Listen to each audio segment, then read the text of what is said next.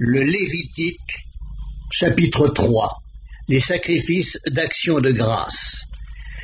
Lorsque quelqu'un offrira à l'Éternel un sacrifice d'action de grâce, s'il offre du gros bétail, mâle ou femelle, il l'offrira sans défaut devant l'Éternel. Il posera sa main sur la tête de la victime, qu'il égorgera à l'entrée de la tente d'assignation. Et les sacrificateurs, fils d'Aaron, répandront le sang sur l'autel tout autour.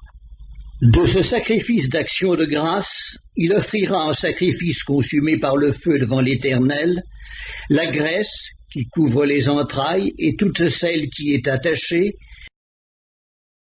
les 2 rognons et la graisse qui les entoure, qui couvre les flancs et le grand lobe du foie qu'il détachera près des rognons.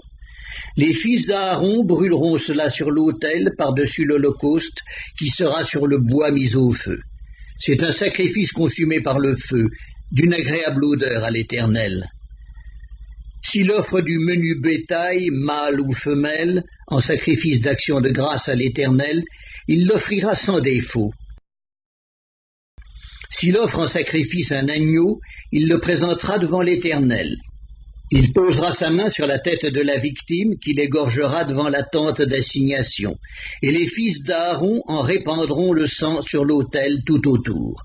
De ce sacrifice d'action de grâce, il offrira en sacrifice consumé par le feu devant l'Éternel la graisse, la queue entière qu'il séparera près de l'échine, la graisse qui couvre les entrailles et toute celle qui y est attachée, les 2 rognons et la graisse qui les entoure, qui couvre les flancs et le grand lobe du foie, qu'il détachera près des rognons. Le sacrificateur brûlera cela sur l'autel.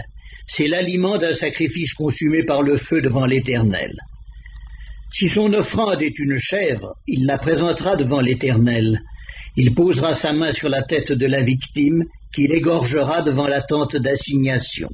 Et les fils d'Aaron en répandront le sang sur l'autel tout autour. De la victime, il offrira en sacrifice consumé par le feu devant l'Éternel la graisse qui couvre les entrailles et toute celle qui y est attachée, les 2 rognons et la graisse qui les entoure, qui couvre les flancs et le grand lobe du foie qu'il détachera près des rognons. Le sacrificateur brûlera cela sur l'autel.